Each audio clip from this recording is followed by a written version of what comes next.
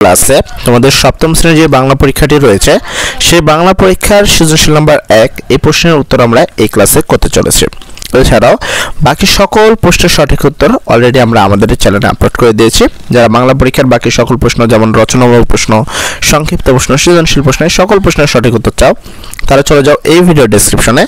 সেখানে গেলে তোমরা একটা প্লে স্টোর লিংক পাবা, সেখান থেকে বাংলা পরীক্ষার সকল প্রশ্ন ধারাবাহিকভাবে আপলোড দেওয়া রয়েছে, তোমরা চাইলে সেখান থেকে উত্তরগুলো দেখে নিতে পারো।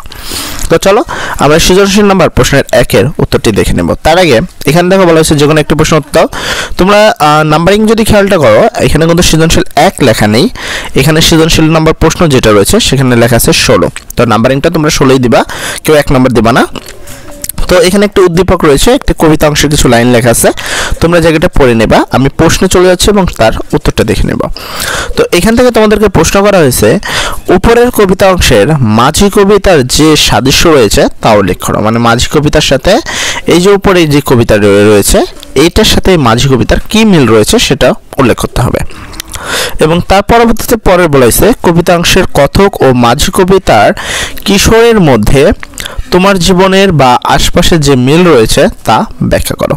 তো এই হলো দুটি প্রশ্ন। তো চলো আমরা সেই প্রশ্নের উত্তরটি দেখে নেই। সেটা হলো প্রকৃতির বিচিত্র সৌন্দর্যের বর্ণনা উপরের কবিতা অংশের মাঝি কবিতার সাথে সাদৃশ্য রয়েছে। প্রদত্ত কবিতা অংশে কবি কবিতার বিশালতার কথা বলেছেন, যেখানে অসংখ্য নগর রাজধানী রয়েছে, যেখানে রয়েছে মানুষের কীর্তি, কত শত নদী, গিরি, সিন্ধু, মরু, আরও রয়েছে অজানা জীব, নানা অপরিচিত তরু। কবির এরূপ বর্ণনা প্রকৃতির বিচিত্র সৌন্দর্যকে নির্দেশ করে, যা মাঝি কবিতার একটি উল্লেখযোগ্য দিক। মাঝি কবিতার কবি গ্রাম বাংলার অসাধারণ প্রাকৃতিক সৌন্দর্যের কথা বলেছেন, যেখানে নদী আছে, ডিঙি নৌকা আছে, ব্যবস্থায় আছে, গরু, মহিষ, পাখি, শিয়াল, চাঁদের আলো, সাদা কাশবন প্রভৃতি প্রাকৃতিক বিষয় এখানে ফুটে উঠেছে। প্রকৃতির এইসব দিক উপরের কবিতাংশের সাথে সাদৃশ্যপূর্ণ, এতে কোনো সন্দেহ নেই। এই হলো তোমাদের ক নাম্বার প্রশ্নের সঠিক উত্তর। এর পরবর্তী আমরা চলে যাব খ নাম্বার প্রশ্নের সঠিক উত্তরে।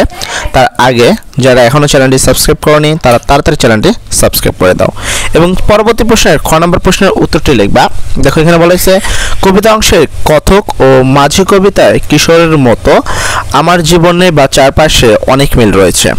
কবিতা অংশের কথক এই বিশাল পৃথিবীর প্রাকৃতিক সৌন্দর্য এবং জানা অজানা বৈচিত্র্যময় সৃষ্টি দেখে অভিভূত। প্রকৃতির এই বিশাল আয়োজন এতই বিস্তৃত যে কথক সেগুলোকে বিচরণ করতে পারছেন না, বরং তার এক কোণে তিনি পড়ে আছেন। আবার মাঝি কবিতায় কিশোরের মাধ্যমেও প্রকৃতির নানা বিচিত্র সৌন্দর্য ও বৈচিত্র্যময় কর্মকাণ্ড প্রতিফলিত হয়েছে। এসব চিত্র আমিও আমার আশপাশে খুঁজে পাই। গ্রামের একজন সন্তান হিসাবে আমি প্রতিদিনই এমন চিত্র দেখে থাকি।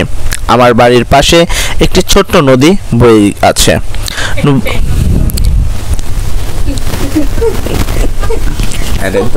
পাশে গাছপালাতে ভরে উঠে পাখিরা কিচিরমিচির শব্দ করে পরিবেশকে মাতিয়ে তোলে।